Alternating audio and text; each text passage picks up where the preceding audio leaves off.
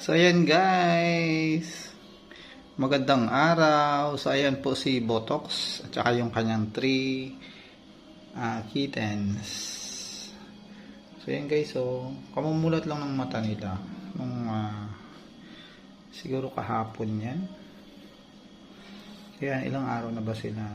6 ngayon, 28, mag 10 days na rin. 28, 29, 30, 31 plus 6. Okay. So 10 days na po sila. So yan.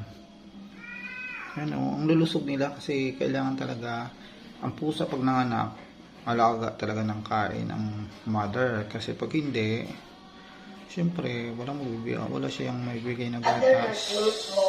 Yan. So ito after niya magpa-dede, hihingi na yun ng pagkain ulit.